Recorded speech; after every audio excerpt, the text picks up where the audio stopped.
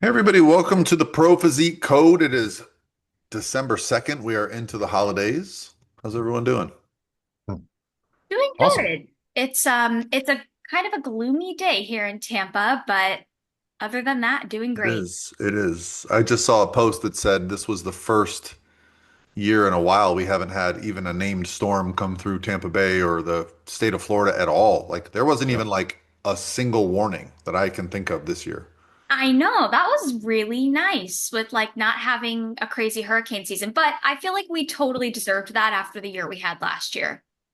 I mean, what's funny is if you look Yeah. at the history of hurricanes, the fact that we had one make landfall last year means we're probably good for 100 years because two made landfall and that's like never happened. So but happy 27th birthday, Lexie. You guys comment below happy birthday to Oh, Lexie. thanks, guys.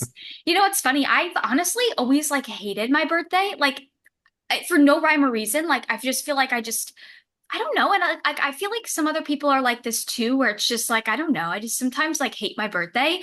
But this year it was 2 days after Thanksgiving. So it was kind of just nice because a lot of my family was still in town. So I got to celebrate with them. But I don't know. I've always been a weird with my birthday and I've always hated my birthday. And I have to say, okay, this was the sweetest thing ever. So I woke up on Saturday morning on my birthday, and I'm really big on like I just when people are like just like little thoughtful gestures from people like mean the world to me.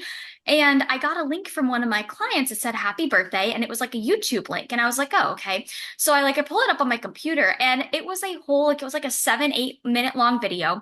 I don't know which one of my clients put it together, but it was like several videos of just each of my clients saying happy birthday. And it was like the sweetest thing ever. And I was like, Oh, no one's ever done that for me. And it just meant the world. So that was like the best part of my birthday. Now, can I ask you that's what time you awesome. went to bed on your birthday, Lexie? It was Saturday. Yeah, Saturday. Mm. I think like let's see. I went to see Christmas lights. I think like 11:30 maybe. Okay, because I sent you a video from dinner and I didn't get a reply till the next Oh, day. And I'm like, I bet sorry. she was in bed at 10 o'clock on her. No, no, I do. I was out because I did get your FaceTime. I think it was at like 10, but I was not in like I was outside. It was dark, so I wasn't able to answer. But yeah, I figured I was like, Paul probably does think I'm in bed like by 9. But no, I was out a little bit later that night. So yeah. But yeah, did Lexi you the night guys owl. what? I said you're a night owl now. You know, I honestly, as weird as it sounds, I can be both. I can be that person that wakes up really early, but I can also stay up late.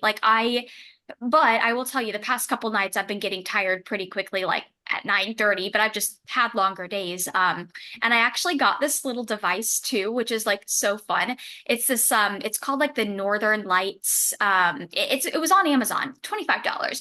And it's like a little projector. And Mhm. when it's dark outside, I project it in my living room and it like has like galaxy lights on the ceiling. It's really fun. Yeah, I like it. I have one of those too. Yeah, Yeah, they're pretty cool. they are. They are. But did you guys have a good Thanksgiving? It's So great. good. So Good. good. Relaxing and chill. The best I Good. don't kind. know. I don't know when they started doing this, but I feel like the football games start really early. So like between playing soccer out back with the kids and watching football went fast. It feels like it's short. And then the next day I was on the road down to Fort Lauderdale for a show. So it just felt like a quick holiday. I don't know. I think as you get older, I don't know.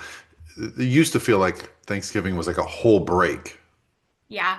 That Yeah. Well, I think part of it too is just the nature of like what we do for work. We don't work a typical job where like you get PTO or time off. You know what I mean? Like for us, we can Well, only yeah, and it's weird you say that, Lexi, because when I think back to it, nationals in like 2018, 2019, before COVID, that was it. There was nothing after that. Mhm. So you would go to nationals, the next week would be Thanksgiving, and then it would be nothing really until the Arnold. I got, I'll have three shows after Thanksgiving that I'm going to. It's very strange. I'm Yeah. hoping that switches now that the Olympia Yeah. is back earlier. I'm hoping they also move nationals up earlier. We'll see. It's a Yeah. big gap. It's a big gap between North American and nationals. It's difficult. And then there's a massive gap after that again.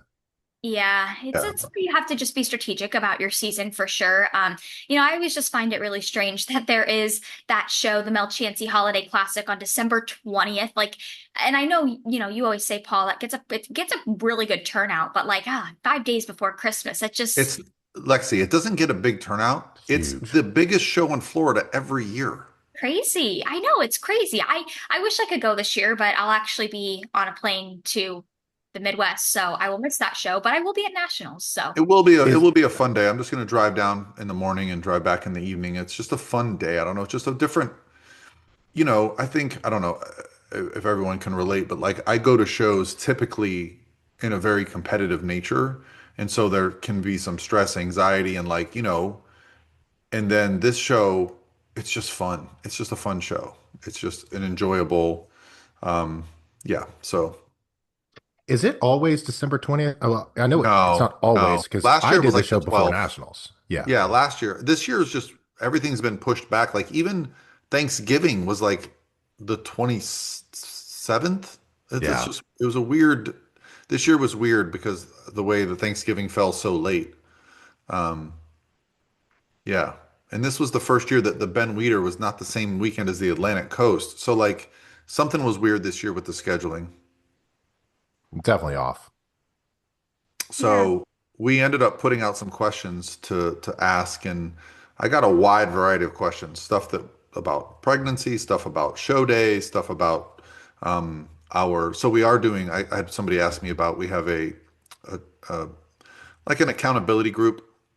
So if you guys are interested, if you go to prophysique.com/events, um, it's called Slay the Holidays. It's just a private community where we're gonna, for 60 days support each other. If you guys are interested in joining, we do put in some training programs and we'll do some fun stuff with some holiday themed, macro friendly recipes. But it's not necessarily like focused on a specific goal other than just enjoying the holidays and sharing some info. We'll do some, coaches will be in there. We'll do some live videos. So I got a question about that. So it was kind of all over the place. So what makes these fun though is that's why we like the Q&As. They are like they just allow us to hit on a little bit of everything. So I think it's kind of fun to do these on occasion. Yep, yep, yep. And well, honestly, the way the contest prep season is extended, and now I have plenty of people that have already started prep for next year. With the Yeah. announcement of all these fit model shows, I've got some bikini pros coming out of retirement to hit these early fit model shows. So it's just going to be really interesting to me. And then I have one big question remaining: is what is nationals going to be like this year? I Because the know. show I numbers know. have been all over the place for this year. I think it's going to be pretty big. I do. I just speculate it's going to be Texas is the biggest bodybuilding state in the country now. Yeah. So Texas alone can support the national show. yeah. No, I think it'll be pretty big. It always kind of notoriously is. Plus, although there aren't like Masters Pro cards, they give out top two in each height class. So I think that's a little bit more incentivizing for a lot of people. And there's that, really big show in Texas this upcoming weekend, the Battle of Texas. So I think a lot of people do that as kind of their warm up going into nationals. So I don't know. Yeah. I guess we'll find out when we get there. So Well, I Yeah. mean, It's always interesting too. I'll give you some statistics on the year because we have one national show left. So there's some actual data now. So the biggest national show of the year for bikini was USA's at 149. And that was significantly bigger than every other show. That's one of those shows that's just open competitors, but they do give out top two, Lexi. So we could be looking at 150 or more. Last year, Nationals had 171. So somewhere between 150 and 170 is probably a pretty good guess for the year. Yeah, which is, what's crazy? Ben Weeder had 118 in bikini and they only gave out two pro cards total. So that just tells you how big the Ben Weeder was. It was bigger than Junior USA's, Junior Nationals, and North Americans, and only a few less than NPC Universe with the crossovers. Yeah. So, now the Ben Weeder also does have crossovers too, but it just tells you like, man, that was a densely packed show. And so much so they already changed the schedule for next year, making it a 3-day show. Um, Basically, I'm gonna have to live in DC for like 4 days next year. Oh, yeah.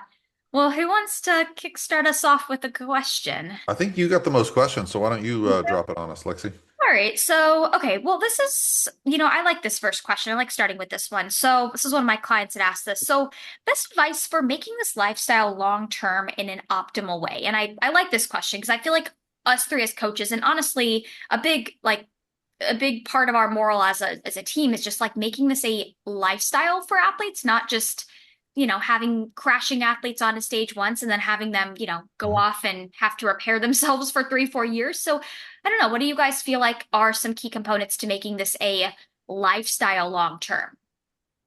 I think truly understanding macros is a big part of that, because it's once you understand what makes up your food, it makes food decisions depending on kind of what your goals are so much easier.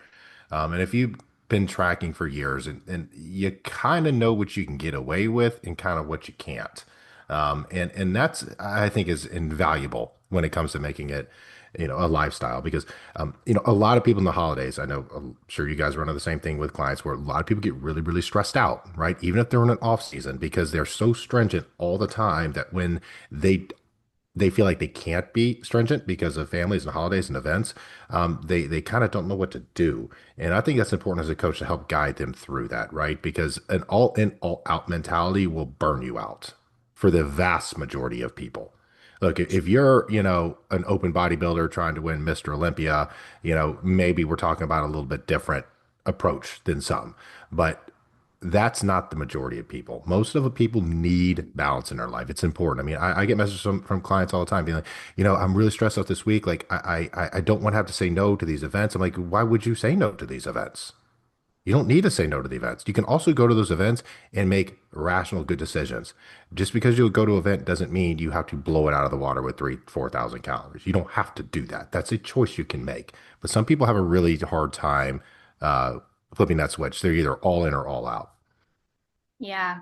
No, you nailed it. I think macros 1000%. And I know that I don't know about you guys, but sometimes I'll get clients that come from a meal plan approach from a prior coach and they'll give me a little bit of pushback right off the get-go of like, "Oh, I just prefer a meal plan. I don't want to have to think about it." But, I try to encourage them to look at it from the lens of, "Hey, if you want to sustain this as a lifestyle long term, you can't just always be reliant on a meal plan, right? Like, let's be honest. Realistically, do you want to have to be on a meal plan for the rest of your life, right? And a lot of times people who are reliant on meal plans, they have absolutely no idea what to do or what to eat when they're not given a meal plan, right? So like you said, Evan, macros really enforces you to understand what portion sizes look like, to understand what has protein, carbs, and fat, and to really understand food from that basic level. And I think that's the first thing that, hey, if you want to live this as a lifestyle long term, like you need to understand and know how to track your macros. And if that's overwhelming for you, that's okay. But taking a little bit of time to get, familiar with that and just get confident with that, I think is key number one. And I think people fall into two camps too when it comes to meal plans. They either want it because it's easier, they don't have to think about it, or number two, they don't trust themselves. And if you don't trust yourself with food, then it's not going to be something that's sustainable long term. It's not. It's just not going to be. And you have to learn that. And you have to learn what your triggers are. And you have to think, okay, what's a trigger I can handle? What's a trigger I can't handle? Me, I know we talked about this a million times. Like, I can't keep candy in the house. I just can't do it because I'll eat it. I can say no to it, but it's a struggle for me to say no to it. So I just don't want to keep it. Right. Like, and that's just easier for me that way with it. And I don't have any kids, right? So it's easy for me not to have candy and things like that in the house. But there's a big difference between someone that's like, hey, I want a meal plan because I want it to be super structured. I can understand that in a prep. I really, really can. But the only difference between the macros and the meal plan is you just create that meal plan for yourself. That's literally the difference. That's it. That's the frustrating thing for me is when someone's like, "Oh, I don't do macros. I need a meal plan." I'm like, "Well, they're not mutually exclusive. They're not separate. If you're on a meal plan, you're also therefore hitting macros. You may Yep. not know what they are, but you are hitting a certain amount of protein, carbs, fats per day. So one of the easiest ways I help people transition over, because for me, it is a non-starter. If someone tells me I only survive on meal plans, I say, well, you will not, this will not go. I'm not coaching you. I will give you a meal plan, but next week, when I add 50 carbs or take away 10 fats, you need to be able to understand how to do that. You also need to be able to navigate life happening. because this is where the meal plan breaks. You always rely on somebody else to tell you what to eat. And if they can't tell you what to eat, the mind goes a complete 180 and goes, oh, I'm off my plan. F it. Let's just go crazy, right? And that's kind of that mentality of like you're either on or off, the binary thinking. We talk about that all the time. Versus imperfection is perfectly fine. And I think that's that control variable where you go, well, I'm on my meal plan, I'm being perfect. I've actually had, and macros are not going to help people that have a eating disorder be better. In fact, it can be worse for them. I've actually seen people struggle with macros because they wanted to hit them perfectly. And I had to help them understand that, like, listen, macros, you cannot be perfect. You cannot know the calorie makeup of every single item of food you eat. It is not perfect. It's not a perfect science. It is a very good guess. It is, so the more consistent you are, yeah, you're putting yourself in a position to be successful. But the idea that if you hit your macros perfectly, they're the same calories every day is inaccurate. So just trying to get through to people. And I'm working with someone right now who got super overwhelmed when she got her macros and meal plan because she's like, "Oh, you want me to eat it this time?" Oh, and she started. I was like, "Whoa, whoa, whoa, whoa, slow down. You can't make a mistake. Just eat like you normally do, and just keep a diary for a couple days."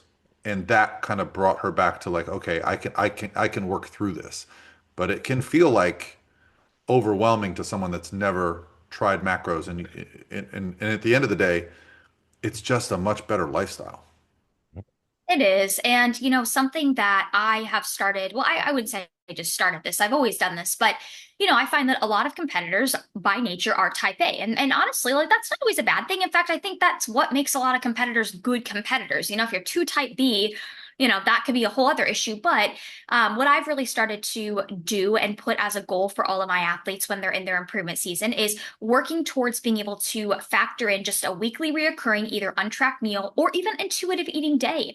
I don't do it right off the get-go. It's not like, immediately post-show we start having a weekly untracked meal or weekly intuitive eating day. But, for some, it's like 4 to 6 weeks post-show and their food is climbing up and, they're staying consistent. We're in a good spot to, hey, start to have an untracked meal each week or an untracked day. And I find that what I encourage a lot of my clients to do with that is I just want them to be able to trust themselves without having to always rely on macros. Because some people, as silly as it can sound, like they don't trust themselves unless they have specific numbers to hit. And macros are a great tool. In fact, like you need to track everything in prep, but outside of prep, I think if you want to have longevity, if you're always a robot 24/7, 365 days out of the year, you may be able to do that for a year or two, but then that's when you're going to probably start to get that feeling of burnout, and then you're not going to want to do it anymore. Or hey, if you have a family, I've heard this one before too, like if you're married, you have kids, and you can never go out to eat with your family and have an untracked meal or do anything like that, like you have to realize your family's going to probably start to resent the sport too, and they're not Yep. going to and then it's going to be like every time you want to prep, you're going to probably get that pushback from your family or your family being like, ugh, and, it's not necessarily their fault for being that way. But I think if you can show the people in your life too that you can have a little bit of that balance in your, out of prep phases, it also sometimes gives it allows them to support you a little bit better because they know, hey, like there's a time and a place for you to be strict, but you do loosen up the reins a little bit within healthy measures in that improvement season. Yeah, and look, there's, it's kind of a tell that I'll use with athletes too to know what to work on them, especially when it comes to a relationship with food. And if we work in free meals and every time your weight goes up 4 or 5 pounds, then it's probably a good reason you don't trust yourself, right? Because you overdo it, like you way overdo it. And that's some people. I think another thing that can help keep things sustainable again, and this falls on us as coaches, and I always try to do this, is explain, especially in improvement season. Our goal as a coach is to get your food up to the highest level that we can get it to support your training. And if we do that and we work in free meals and you go considerably overboard on a free meal, you're going to stack on body fat pretty damn quick. And people will go, oh, I just added an extra 3 free meals in this week and I'm really frustrated. My weight's up 6 pounds. I was like, well, we have to think about this. You were struggling in reverse, so we had to get your food to a level that we could keep it to where you felt you could handle it, which is already high. And then when you start adding a bunch of stuff on top of that, that's just thermodynamics. You're going to add body fat at that point. So you can want one thing, but you have to do the things to get to that thing that you want. And again, it falls on us as coaches to explain that. And I do my best when food gets up high and we start working free meals. It's like, hey, you have to understand our food is up significantly here. So if you're going to go out and have a big free meal and you know that's the case, then you need to back the food down significantly earlier in that day to make some room for it. Or else, like, it's going to be one of those things that either as a coach, I say, listen, free meals aren't a good thing for us. And that's not a great place to be in an off season either. So I got a question for you guys because this is something that keeps recurring in my brain because oftentimes I will take my clients' weight and their calories and figure out their multiplier Hmm. before starting a prep and in the off season. And I'll say like, okay, let's say they're 130 pounds and they're taking in 1900 calories. Like what's that multiplier of their weight to, right? Hmm. I'm wondering if this is worth putting because, we can manipulate the data in our client portal.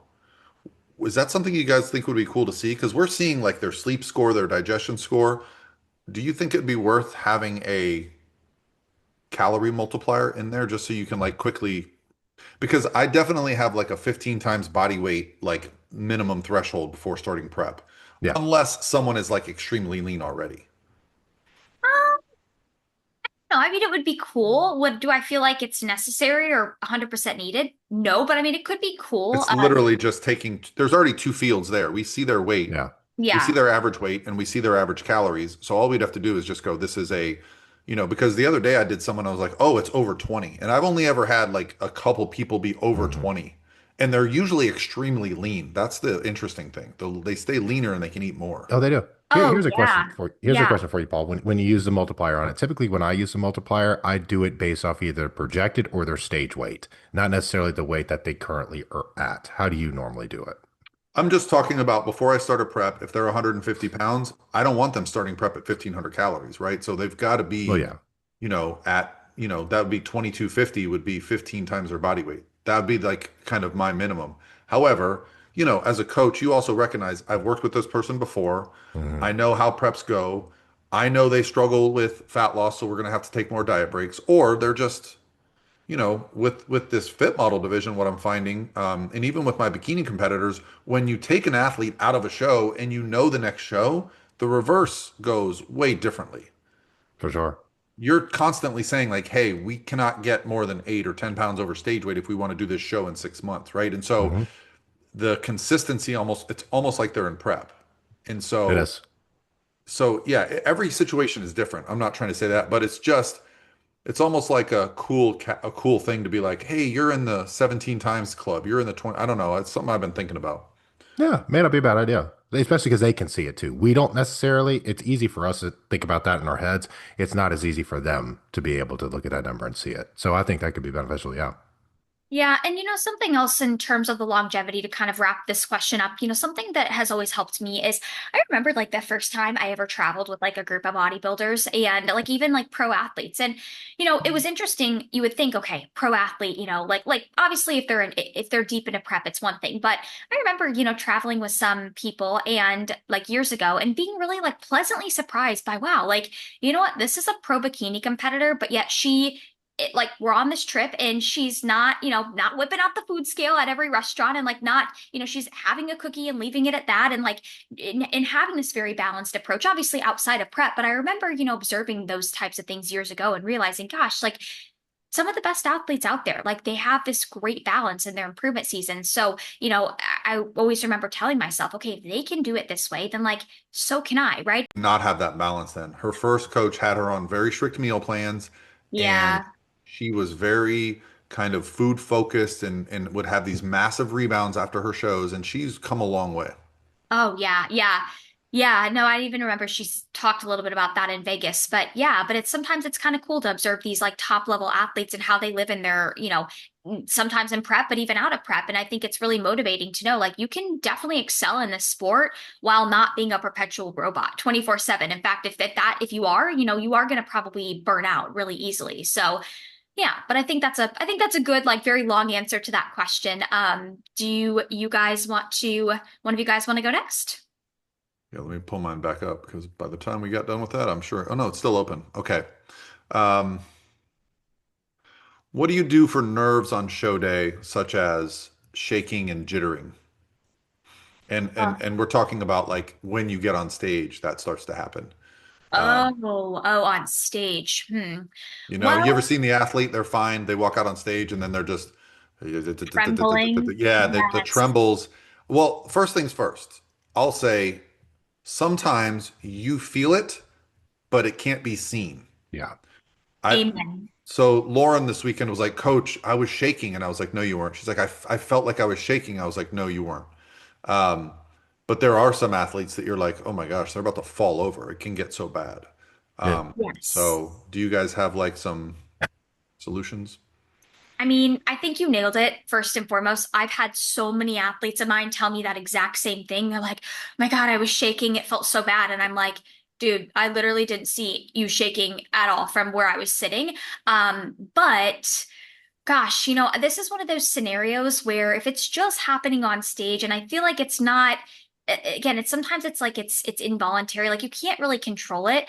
I would say this is a scenario where you would probably, as a competitor, really want to practice your posing endurance hard before you get on stage. So, like, on your own, practice holding that front pose, practice holding that back pose for like 30 seconds at a time. Because I feel like that's what gets a lot of athletes is like, they don't maybe shake in their individual, but it's when they're standing there for a long period of time in their poses and then they start that trembling. So I think if you can really practice like that posing endurance leading up to stage, that would be my best recommendation.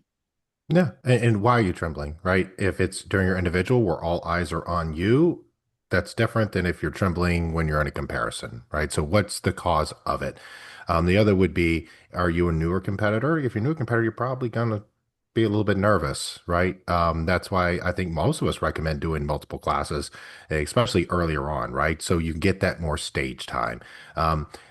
It's difficult to be confident about something you haven't done.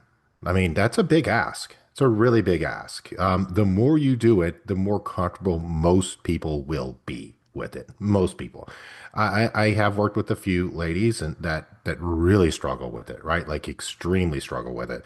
That have winning physiques, but they just can't put it together on that aspect on things.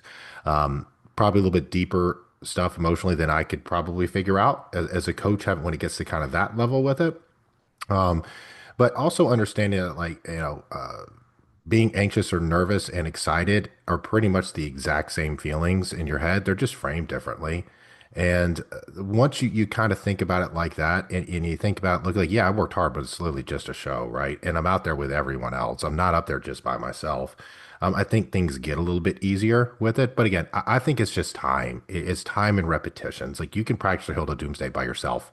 But until you get out there on stage under the lights, it gets difficult. And also, most people at least, especially for the first show or two, they get up there and when they walk out the first time, they're super nervous. They walk out the second, third time, they're not so much anymore. And they go back for finals and it's not a big deal at all, almost zero with it. But also people get nervous when they got a chance to win too, right? So each situation's a little bit different.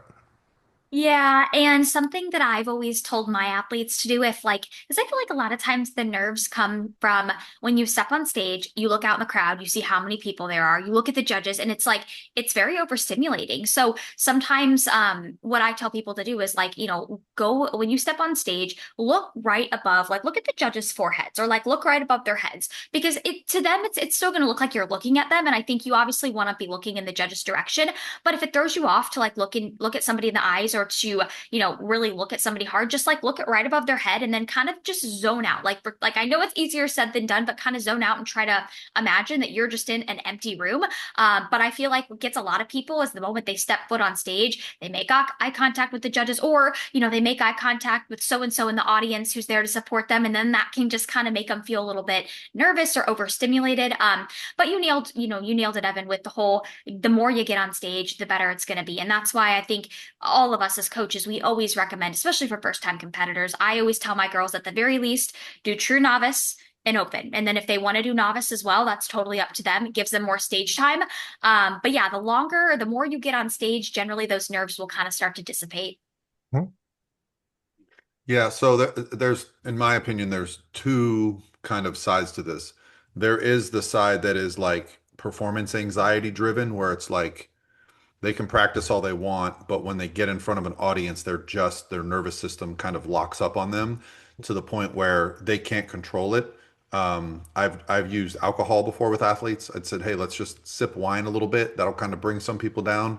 But I've also had to, extreme cases, had to have people get on beta blockers, which are something that performance, musicians, people that do orchestra. I've done some research on beta blockers. They actually kind of block the signal that, you'll get the stress, but you won't get the physical manifestation of it. So you can still perform. I've had a lot of success with that. I've had two or three athletes be like, man, I'm like a different person. So the other side is what you guys said. I'll actually have my athletes visualize the stage because you can practice posing in your room for hundreds of hours. But when you walk out on a stage, it can be shocking when the lights hit you. You see a sea of people that you can't see their faces because of the lights. Then you see right in front of you a row of judges. And then maybe you see a judge that you're like, oh my gosh, that's Sandy. That's Tyler. Yes. They're judging me, and now you're in a lineup of competitors, and it kind of like everything just kind of goes like black. You're like you black out. Like I've heard that before. Coach, I don't remember what happened. I don't remember where was I. I'll be like, you were in the middle. They're like, I was. I'm like, you don't remember them moving you to the middle? I didn't know where I was. Like, and you're almost like you can't believe that. There's no way you didn't realize but yeah, like it's anxiety like that. I've had a panic attack before where I lost my eyesight in a very stressful situation. So like, yeah, you can actually like anxiety yourself into like a weird state. And it's almost the first time you go on stage, it's very hard to replicate that. It's not something, you can do without actually having been on stage. We do this at the Command the Stage event, and we always say like that's almost more nerve-wracking, right? Because you're not glammed up. We do our mock show on the Sunday of Command the Stage, and they're just literally right there in front of us in a lineup, and we're moving them around like it's a show. So you can kind of simulate it, but that would be my suggestion is like kind of try to visualize the lights, the smells, the sights that you're going to see, and then exactly what Evan said. Just understand that it's nerves is just excitement because you care, and if you think of it that way, like wow, this is the feeling of being alive. Like most people don't ever get this feeling, then you can frame it in a positive way. Yeah. Completely agree. Good. What you Completely got agree. for us, Evan? All right. A good one here, which I think will help a lot of people. Basically, I just got off. I've worked with a lot of people in situations like this that are coming off reverses with previous coaches where they're kind of run into the ground, and I in helping them through that reverse and manage that. So I think this is a good question that can probably help a lot of people, especially like as the season ends. Is how do you reverse a new client when they come to you and they're on, 700 to 900 calories and like 90 minutes of cardio? Oh How do yeah, you I feel reverse like someone that's really been pushed down hard? I feel I like I got have the same my question thoughts on too. that. Um, well, those are usually the people that at least so like if I get a client, because I've gotten several of these, I would say over the past couple months where it's like their preps were like pretty extreme like that. And I always kind of, like to have my guard up with that client right off the get-go, knowing that, like not to, I always want to give people the benefit of the doubt. But generally speaking, when we see athletes that are running to the ground like that, their susceptibility for having a post-show rebound is going to be exponentially higher than somebody who has not been run into the ground like that, right? So I always like to kind of have a bit of a guard up in that sense. And usually those same people that maybe I start working with who did have preps like that, like we're going to be doing pretty frequent check-ins right off the get-go, just every couple of days to ensure that like they're not falling down a spiral. But I find that a lot of times those athletes, they may think that they, can only bring their food up to 1,000 calories right off the get-go in a reverse. But I find that a lot of those athletes, if they stay consistent and they're actually hitting their numbers, usually you can bring those people up pretty quickly food wise. And like what they'll start to notice is because they were eating, let's say 700 calories in prep, and they'll notice that like, maybe even though if they're only eating like 1,200 calories, 1,300 calories in their reverse at the beginning, they'll be like, holy crap, I feel like a totally different human being. Like my training is better, my digestion is better. Like this is what it feels to feel normal again, right? So yeah, usually with those people, I just like to stay a little bit more on top of them for the first several weeks of the reverse. That way there's no potential spiral binging episode because generally speaking, those people are more at risk of that considering how extreme their prep had to get. Yeah. I typically how I do it is it's a tough conversation to have initially with it because people are typically hungry, they're incredibly tired. Is we can't just crank your food through the roof off the bat here. Like you're probably expecting or kind of wanting. I understand the desire to do that. It also depends how long have they been at that, right? If they've been at, 900 calories for 2 weeks and I'm at cardio, it's a completely different story than they've been at for 2 months, right? Or 3 months. Very different situations with that. So understanding how long they've been at it, how they're feeling, how their digestion is, how their energy levels are, all that is incredibly important. Um, and to know kind of where their food was going into it, where was their weight going into the prep. Those factors matter when it comes to how to reverse someone out of it. If someone was in an 8 week prep and they were at that for a certain amount of time because they had to rush the prep, it's way different than if somebody was, in a 21 week prep and they dropped 40 pounds or 50 pounds, right?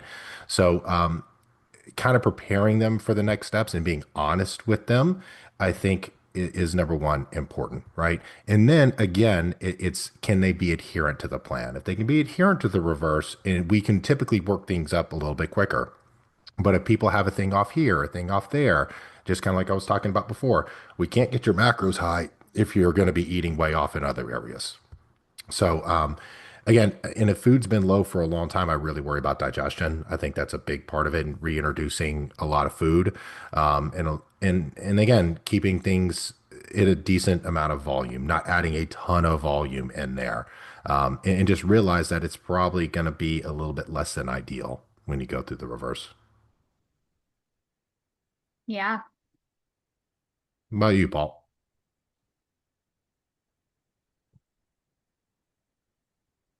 Oh, did he You pause? pause out. I think he did. Yeah. Okay, he's paused on my end too. I thought he was just Okay. thinking there for a sec. Yeah, Okay, he let's looks give very it a deep in thought. we'll give it a sec. I know if you guys are watching, Paul is paused on his end, but we'll keep it going because I'm sure maybe his internet just dropped or something. Oh, he just said his power went out.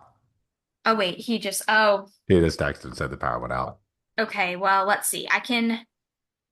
It didn't kick us off. It No. says I'm the host now. It says it's still recording. So, Okay. well, hey, I can always edit and do what I gotta do if like because I edit these. So, As long as it's still recording, that's it. I just don't want to like have dropped it's the whole second part of it. yeah, it says it's still recording. So Okay. one sec. Let's see what he says. Okay, his power is back on. Let's just wait a sec.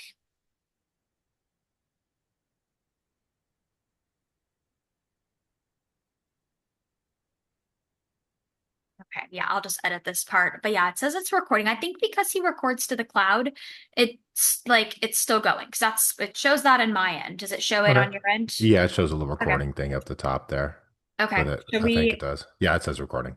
Okay. I'll pull up my next question. We can just resume question wise when he gets back on, and that'll be an easy edit. Okay. Perfect. Okay.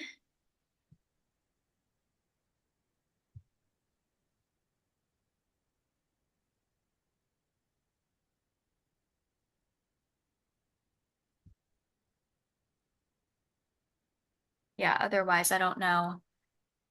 I mean, we could start, but we'll just give him a minute to pop back on. Okay. We'll do a couple more. All right. I'm actually going to look something up here while we do this.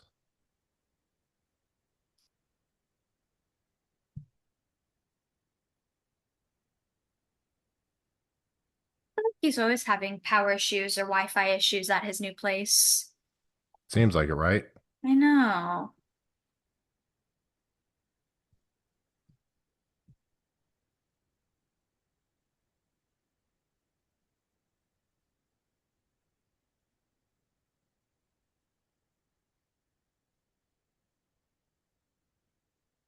There he is. We're back in action. All right.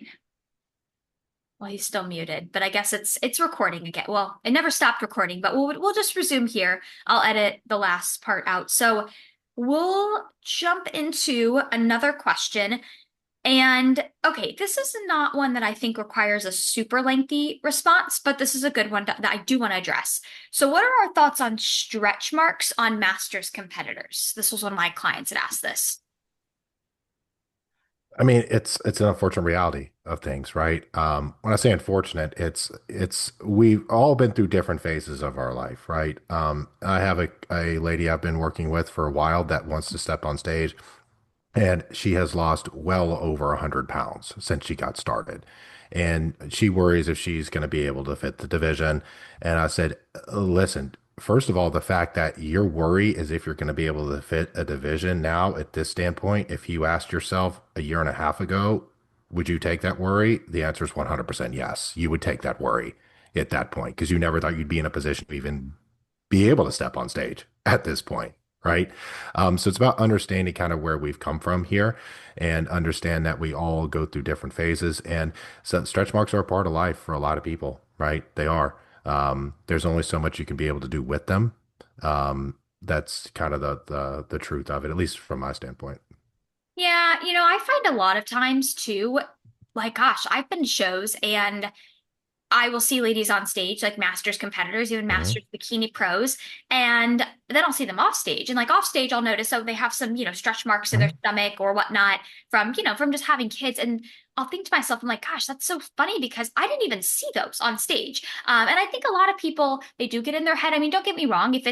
I think loose skin is more of an issue than stretch marks. I guess I'll put it Yeah. that way. I feel like, especially like if you're a female and you've had several kids and you just have stretch marks in your stomach area, a lot of times when you're on stage and you're actually posing, they're not really as noticeable as you think they would be from the Hmm. judge's standpoint, from the audience. There are some things that I think you could maybe, be proactive in doing, like red light therapy or certain creams to maybe help to kind of offset them a little bit, but they're just a part of aging, and some people are more prone to them than not. And I just tend to find that a lot of times they're not as noticeable on stage as people think they are. It's more of the loose skin that's more of Yeah. the thing that is, sometimes a little bit trickier to navigate.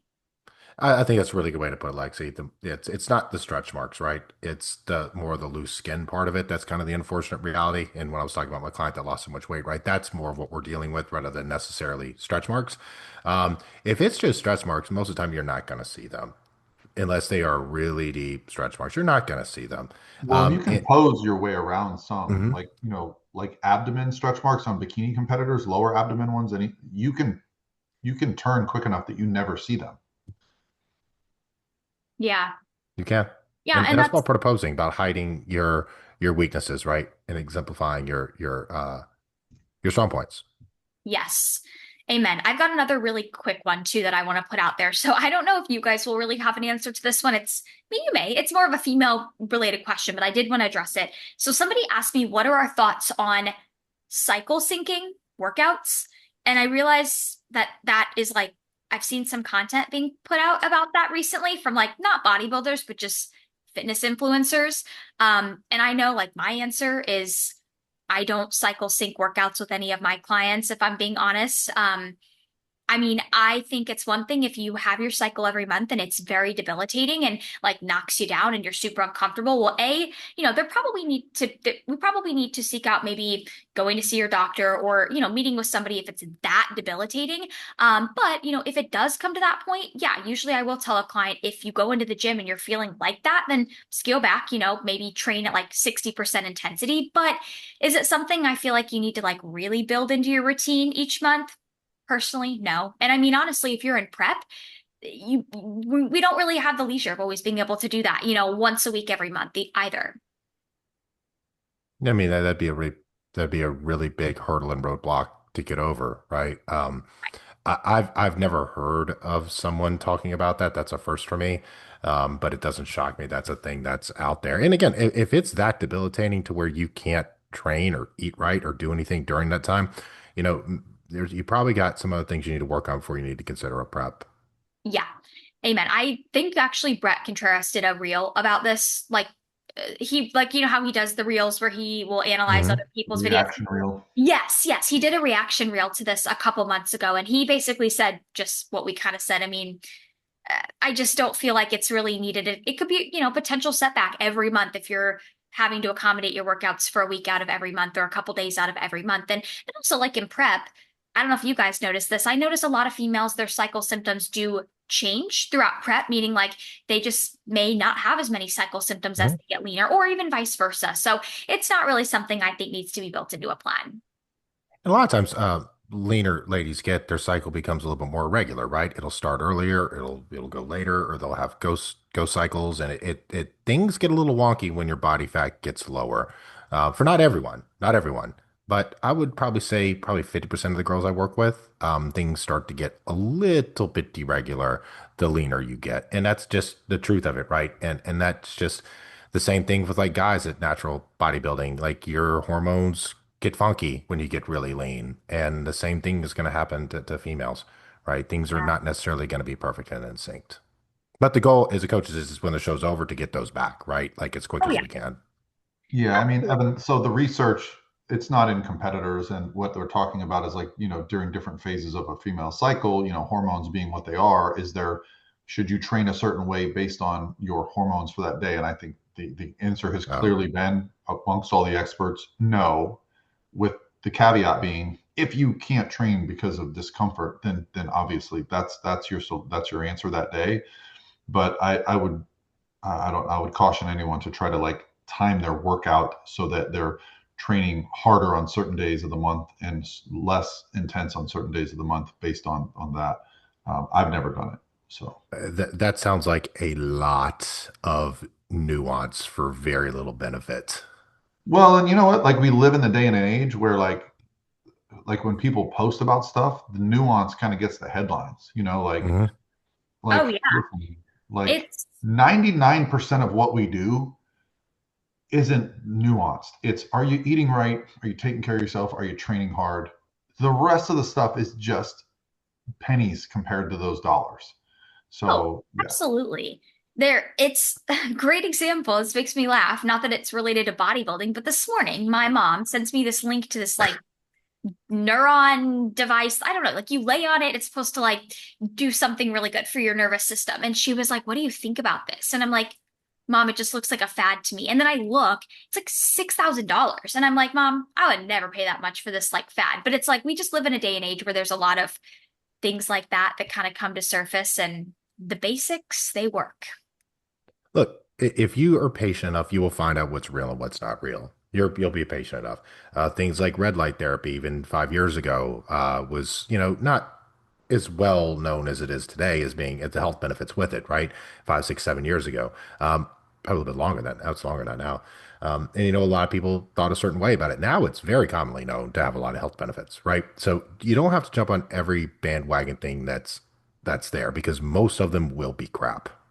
Hmm. Well, I mean, even the cold plunge craze of the last couple of years, now it's going the other direction where the research is coming out that's showing that you're actually impairing muscle recovery and Hmm. performance by doing it with too much frequency. So, like, yeah, like people were building muscle and looking amazing long before the current stuff that's out there. And so, like, you got to take it for a grain of salt and go, okay, is it better compared to what? Like, this is, another common one I get is like, coach, I got a massage, I've been foam rolling, I just feel beat up all the time. And I'm like, well, did you ever consider the fact that you're constantly foam rolling and getting massages is in fact inflammatory along with your training? Sometimes you just need a day off or 2 days off. Like, you ever just take 3 days off and just be like, whoa, I'm not sore anywhere. My joints feel great. I think sometimes we're trying to make things happen that the body will correct given the opportunity.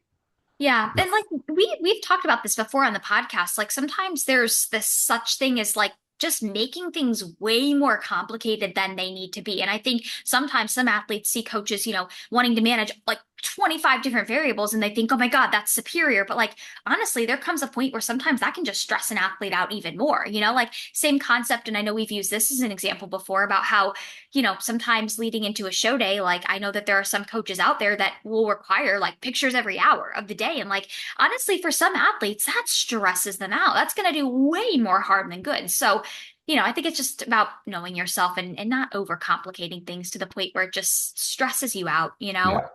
Do you guys each want to do one more? Yeah, I've got one. I've got two questions that are the same, but we can Okay. end on that one if you want, if you guys have some good ones. Yeah. What do you have, Evan? Do you have a good one last good one that you want to put out there? Uh, yeah, I think this is an interesting one. We talk about kind of nuanced things, right? That people talk about with it, and it's I've heard people will do hypertrophy blocks for hypertrophy blocks and strength blocks. What's our opinions on that? So training for hypertrophy and then training for strength, because those are very different training styles, very different training styles along with it. Well, are they talking? So wait, Well, what's so let me give my opinion because this is something that I'm very versed on, studying exercise science, strength and conditioning, training for powerlifting. I've competed in 9 powerlifting meets and a lot of bodybuilding shows. And so the strength and the hypertrophy model for training basically refers to the rep ranges that you train in. Yeah. The hypertrophy rep ranges is typically known to be like 8 to 12, though with like bigger body parts like legs, it can be higher reps. Strength as it pertains to our bodies is more of a neural skill, right? Yeah. Like how to know how to fire your muscles properly. Also, the heavier you train, it's for a goal. For most of us, it's to perform a 1 rep max in a powerlifting meet or a strongman competition. That is, and there's also a curve where the closer you train to your 1 rep max, the higher injury risk goes up. Mhm. There is zero benefit for bodybuilders, competitive bodybuilders, to train at 1 rep maxes or test their 1 rep maxes because one wrong move and you are potentially your season's over. You see athletes all the time tear pecs, tear hamstrings. So while it's a great thing, I only let my athletes focus on strength training, and the low end is 5 reps, and it's only in the improvement season. I won't let them do it coming right out of a show.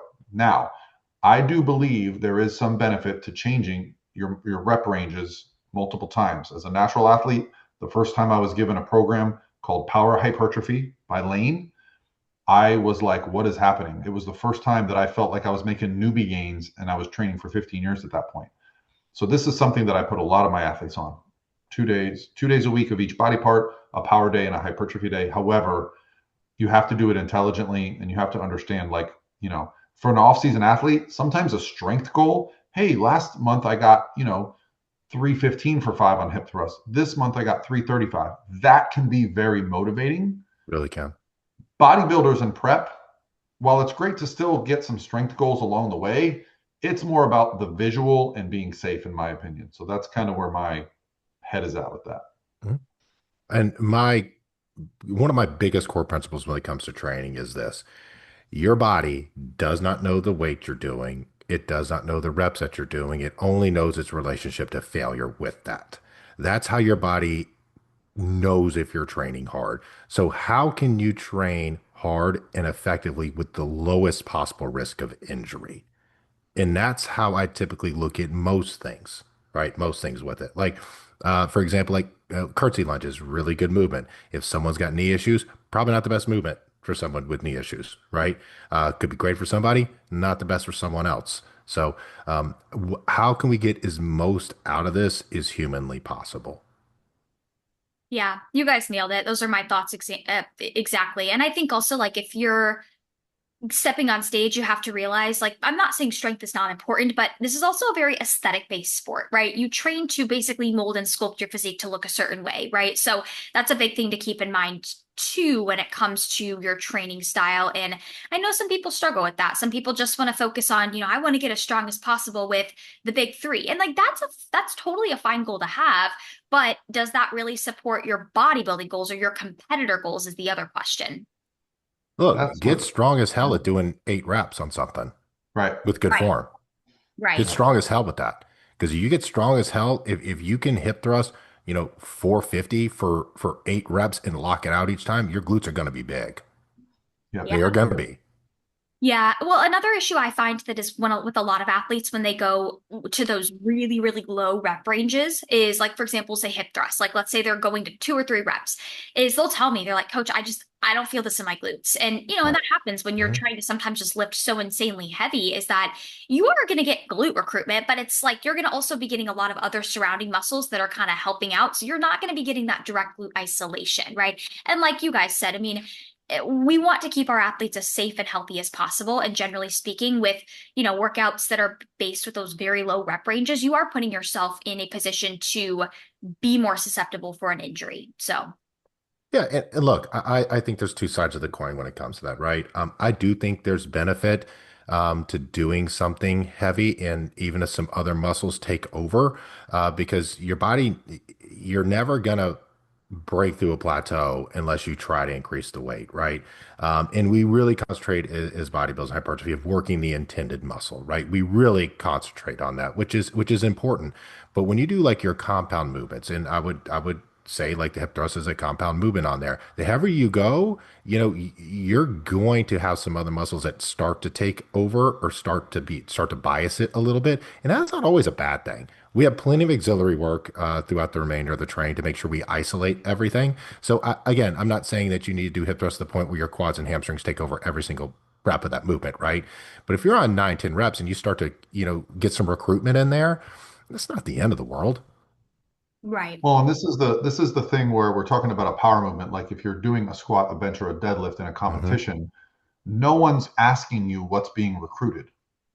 And powerlifting physiques look very different than bodybuilding competitive physiques. There can be some carryover there where you're going to have good development of these major muscle groups, but the job for a powerlifter, and I used to coach a lot of powerlifters, and is to move the weight from point A to point B.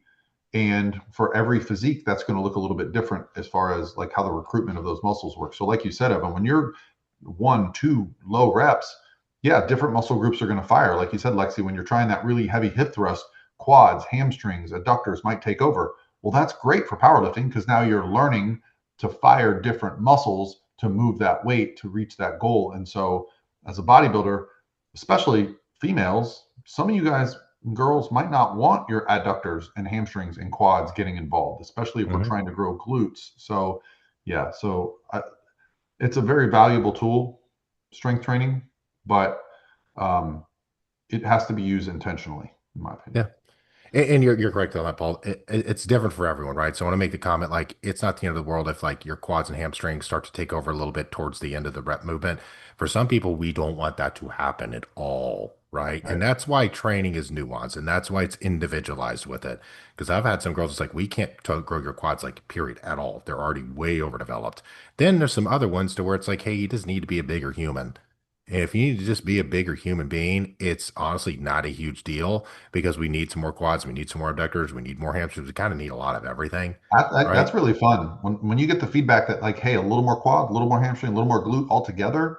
I'm like, that's easy. When they're like, It's hey, super just easy. a little more upper glute, but no more quad, you're like, okay, we gotta really kind of change the training to fit that goal. Yeah. Yeah. All right. You want to do one more quick one, Paul? Yeah, And then, my last one was two people asked me about how to get a pro card. Like, oh, what's the qualification to go to nationals? And then one person said, what are the national shows for 2026? So well, I think we can also just plug. We did an episode like literally on this like a few weeks we ago. did an episode, but I listened to it Mhm. back and we dragged that thing out. So I think I can do this in about 30 seconds. Okay, Okay. go for it. I pulled up my list of pro qualifying events in the United States because I have all the numbers for this year. Okay, so they're not going to be in chronological order, but you've got Junior USA's, Junior Nationals, and USA's and Nationals. Those are considered the national shows. Then you've got Universe and North American. Those are considered the Masters national shows. Um, and then you've got Masters Nationals itself. Then you also have the Amateur Arnold, the Ben Weider, and the Amateur Olympia. Okay, those are all United States based shows. To be qualified for any of those shows, you have to place top two in an open class, with the exception of Fit Model with this year, which was you just had to be a competitor. You just had to have done an NPC show in the past. That was the only qualification rule. And for masters, it's a little bit different if you want to qualify for a masters pro card too. You don't need top two in the open for that. You just have to compete it in a masters class, I believe. That's it. You just have to sign up, compete as a Masters competitor. Now, for the natural shows, the Ben Weider and the Pittsburgh, which I didn't mention, the Pittsburgh Pro has a qualifier as well. For that show, you have to compete in a drug tested event prior to that. No Yes. placing requirements currently, which that may change based on these numbers, but I don't think so. I think they like these shows being big.